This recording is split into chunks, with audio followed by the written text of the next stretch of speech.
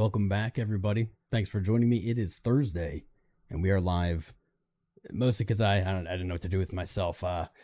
Felt like just updating you guys. I'm going to try to make it quick. I'm bad at that. But today, we're going to talk about where the money is going. Now, this question, I don't have a definitive answer for you. I think that this is a complex question. But we're going to take a look at some different markets, and we're going to see maybe what logically makes sense here. And if there's anyone in the chat who has some ideas, definitely share them with me. Love to hear your guys' ideas and thoughts. We are a strong community together. Thank you for joining. Make sure you've hit the like button and subscribed. And let's just get into the content. So, since 2023, M2 supply has been increasing.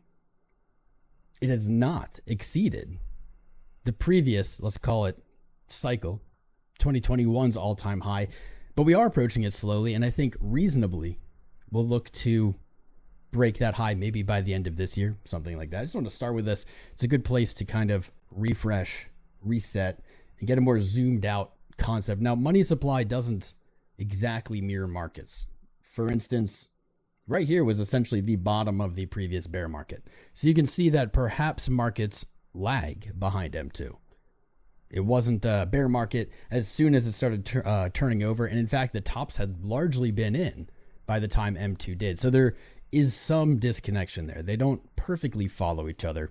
But I've been hearing people talk about this a lot. And I do think it is worth keeping an eye on here. This data is pretty lagged. We do have a February data point, I believe, but we probably won't get the March one for a while. And you can get an updated chart for this on the Fed's actual website. So check that out. But now to get into the actual thing. Bitcoin, stocks, the dollar, everything seems to be moving down here. Basically, on the start of the year, we've seen most markets put in some kind of high and begin to sell back off. For Bitcoin, we really have not seen what we want to or what I'd like to see for recovery yet. The green line on our chart here is our 200 daily moving average, and with multiple closes below it and today's candle, at least in the position it's in now, not looking super strong. A close above 83.6 might fix that by the end of the day, but for now and during this episode, it's in this condition, does not look super bullish. We've been talking largely about a bigger correction, perhaps to match last year's sell-off from March's high down into the summer, into August, sub 50K. Maybe it looks something like this. A lot of people at this point are aiming for the 70s, maybe low 70s, starting to hear numbers creep down into the 60s, the 50s, the 40s, the 30s, the 20s, and even sub 10 from people, which take it with a grain of salt. People love being bearish. I don't know why. They get all riled up. Bigger picture here, though, Bitcoin not showing strength yet. Still showing signs of decline. When we turn the page, wrong page. When we turn the page to stocks, we can see a similar setup. The S&P 500 is under its 200 daily. It has continued to put downside candles over the last few days. And when you zoom out to the bigger picture, it doesn't really look like it's catching bids yet either, does it? We've seen it move to 6,145. This is using our fib tool, our measured move target. Logical to see some selling off there. For now, we might say that this is looking similar to some of the price action we saw last year, provided the low is in now, but I don't see signs yet at the moment of an immediate reversal, so we may be looking lower. Still, money doesn't seem to be flowing to crypto. It doesn't seem to be flowing to the S&P, at least how I look at it right now. The Dow Jones, really similar setup here. Dow Jones down about 400 points again today. Roughly under 1%. I don't know what's on this chart actually, but similar setup here. It's almost no matter where you look. Wrong. That's a haul. Wow, there's some really old stuff on this chart. Seems no matter where you look, markets are trading below the average price of their last 200 days. This is not a very bullish sign. Yeah, dude, Dow has been struggling. This is more like a double top than a sell-off, but struggling underneath its 200, similar to the S&P and Bitcoin. The odd part of this for me is when we turn to the dollar. The dollar in the same condition. Typically, when we see a weakened dollar, we see at least crypto maybe or stocks have some kind of relief. The dollar is weakened. It can't purchase as much of things, so the price of things goes up in those dollars. That makes sense. We are not seeing that here. It does not seem that stocks nor crypto are rotating out and into the dollar as a safe haven. Now, we can extrapolate out here. We can say, well, maybe this is US specific. Maybe the uncertainty in US markets is driving away people from viewing the dollar as a safe haven asset. And I think there's some validity to that right now. I don't think that that is a long-term situation. I don't think forever, or maybe even by the end of the year, will markets do it that way. But I think for right now, with tariffs coming and going, seemingly the U.S. kind of instigating stuff everywhere around the world, I think that there is a little uncertainty, and that is reasonable in markets here. Little uncertainty as to what will happen tomorrow, and will what is said today hold true tomorrow. This is not an environment for markets to thrive. This is really the only kind of environment they don't like, when they just cannot depend on what is tomorrow. So largely, everything we look at is down for the year. I believe actually the dollar is at support, and I think it's probably going to bounce here for a little bit. But we can see on the year, the dollar down about 5%. Stocks as a whole, 5%, 6% here on the year. Of course, we look at Bitcoin, going to be down more than those. Let's see. That's kind of interesting. I didn't know this. Bitcoin only down 13% this year from the yearly open. Not from the high, just from the open. Virtually everything's red. So where is the money going? I looked at some other pairs, some Forex. I looked at GBP, peso, SEK, JPY, Canadian dollars, Chinese yen, wands. Doesn't really seem like it's going there. By and large, most of these other currencies seeing a small gain since the start of the year, but nothing that would drive me to say, okay, this is where capital is fleeing. This is where capital is seeking safety. That brings me to the final chart here. That is on the thumbnail. The only asset class, maybe we'll say, that seemingly is above its 200 daily moving average. That'd be gold, baby. Gold putting in yet again another all-time high, reaching for 3,000 maybe this week, maybe today. It's hard to tell with gold. Gold moves very, very slowly. It certainly can put some hustle underneath it at times, but we could see green candles all week and it just barely get to 3,000, or we could see it happen today. Gold, undisputed and seemingly undeniable. This is where capital is moving to. Looking at the year, oh man. Looking at the year, he said, gold definitely not doing too bad here. Though it did struggle through the last entire cycle, I'd say, of market highs and lows. So through 21, 22, 23, it did struggle. But now into 24 and 25, gold is going ape. Absolutely ape, at least in gold standards. I think that without any other kind of info, we can say that gold is the place where capital is rotating. Now, this is a bigger question than just where is money going. It's not going to just one place. It is not exiting. Every dollar isn't exiting stocks and crypto and dollar and going to gold, right? It's getting dispersed out. Maybe emerging markets, maybe other markets. Asia, I wouldn't doubt if they're doing well. However, I did kind of look up, this is like China's kind of S&P. It's like their 300 index. Also not really moving. I think gold is the move that really the world is making, at least right now, into the start of this year. You can see the CSI 300 index actually down about 0.5% on the year. Gold seemingly it. Now, where is gold going is a great question. We had some really cool charts on this a while ago. Let me see if it's still there now. Uh-oh, embarrassing. I was doing my homework. And then I'm getting punked for it. It's okay. Maybe it's in gold copy. A really cool trend line here. Here it is. We've been looking at this trend line, even though it just disappeared from this chart. I'll add it back.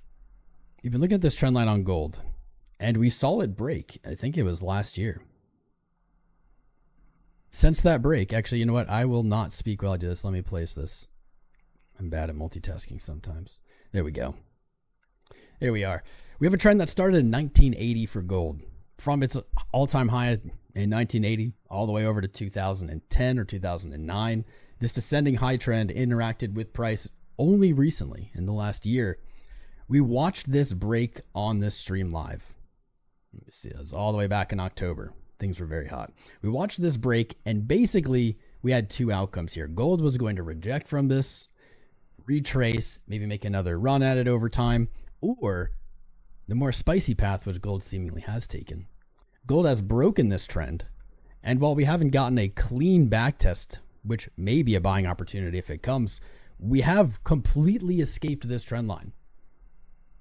When this happened originally in October, we said this may lead to a parabolic gold rally. Somehow, some way, at least for gold, that seems to be what is happening here. Gold seeing very little red while the rest of the world kind of deals with the chaos, deals with the selling. Gold just marching its way up here. Marching its way up. Obvious target's 3,000. Let's see, what is in the year? Up 13% in the year. Dang. For gold, considering everything else is down, that's pretty wild. Last year closed 27%, 13%. Good stuff. Actually, very good stuff here. Gold continuing what I assume is going to be like a parabolic rally now. What does this mean for gold? I don't know, man. I'm just a guy with a chart. It certainly puts 3,000 in the realm of very soon, very possible, very, I would say, almost expected price action until the world figures out what it's doing and calms down a little bit. It seems that this would be the correct flight, right? I do have one more idea, one more concept. During this kind of chaotic time right now, the flight not to the dollar may be short-lived. We may see by the end of the year, like I said, interest return, seeing it as a safe haven asset and capital flowing back in. However, we have a new dynamic here. And if you guys have been paying attention to all of the U.S. government kind of comments, committees, whatever, on cryptocurrency, you'll notice a theme. It's not the theme that we want, unfortunately, but it is a theme. And that theme is stablecoins. Stablecoins exist now. And yes, they've existed for years, but that is largely they existed at a very small capacity for years, and they've grown and grown and grown. And now it seems like the government's very interested in them. What are the implications? And I don't know. This is the question I'm proposing to you guys. What are the implications for the US dollar now that stablecoins seem to be like the golden child of the government? We want them to say Bitcoin. We want them to talk about Bitcoin or crypto or whatever. And it seems like everything they say is about stablecoins. It is clear that that is their interest. How do stablecoins fit into this game? Does the dollar behave normally once U.S. stablecoins are everywhere? Once there are already billions and billions of dollars in market cap, but what if that continues climbing to trillions, right? How does that affect the Dixie? How does this look? I do not know, but I think it is logical to assume there will be some kind of change, some impact to the way we view the dollar as a whole. It's going to be a very transformative few years. Definitely going to be very interesting. I wanted to just do this kind of quick. Man, that wasn't bad. That was like 20 minutes. Sweet. I'm not quite done. I don't want to do a 2-hour stream today. Just wanted to kind of get out here, jump on the live, update you guys, see what you thought. Maybe I'll read some comments here really quick though. I'm going to be going to Bitcoin 2025 in Vegas at the end of May. You should join me. Come grab a drink, throw some dice, have a good time. Get your tickets while they're cheap. They go up in price pretty much different months from now until then. I have my link in the video description below. You can use that for a little discount, I believe. And hopefully I'll see you there. There's the shill. There is the shill. Now I want to see what you guys are saying quick. So what did I miss? I just wanted to throw something together for today. I wanted to have some kind of value to add. What do you guys think? It means money keeps printing. So do you think that stablecoin printing is money printing? It's an interesting question. These are all now unique questions that need to be asked, and there is no obvious answer yet. We don't have an obvious answer to any of these things. These are brand new concepts. What in the heck happened to this chart? Whatever chart. We got questions to answer. What's up, Alchemist Josh? How you doing, brother? Coden. Volatility brought to you by Aladdin. Companies won't have to take a hit on FX with stablecoins. No one has had this conversation yet, I feel. I think at the government level, we're just having this conversation. What does the dollar look like into the future with stablecoins and the interest in stablecoins? Someone said Tesla. Yeah, Tesla. We had a long on Tesla. It's still surviving, but man, it doesn't look great. It does not look awesome. Nothing looks awesome. That's why I kind of want to just have this free form, chilling kind of stream. Someone called a veterinarian, got them sick pythons. What's up, Eileen? How you doing? Hype Soul, don't miss me. I see you, brother. I see you. These are my ideas. I'm curious. Platinum's a sleeper. Do we see movement on platinum though? Is platinum actually moving? Is silver actually moving? Silver was moving.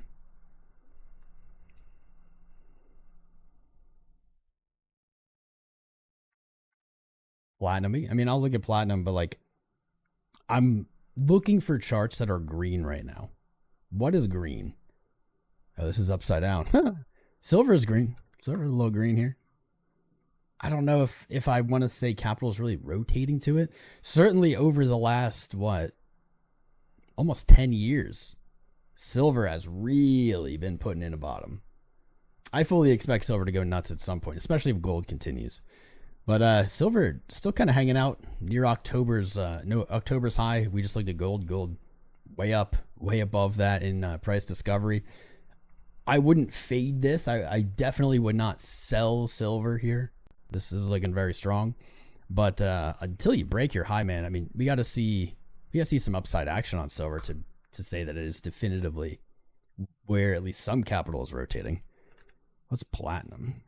What's platinum doing? Gold, silver, platinum. This is an old chart. Platinum looks like a coin from 2017. Like, you got your all-time high back in 2017 or 1979. You got your like 2021 all-time high, and now you've fallen down. You've traded sideways. This looks like a coin from 2017. I can't say in good conscience that capital is rotating here yet. I can, similar to silver, say, wow. Whenever this does rip, it is going to rip, right? That is a beautiful bottom there. Probably targeting a 2x, something like that. Copper and pennies. AG up almost 8% on the day. You're tired of all this winning? Same. More winning. Market needs to chill kind of stream. Yeah. You look awesome. Thank you, Hendrik. I don't know if you're ever talking to me, but I appreciate it. Buying SPA looks awesome. Stablecoin backed by treasuries. So like, yeah, we use stablecoins to buy bonds, buy treasuries. Like, how does this mechanism work? What does this look like over time, right?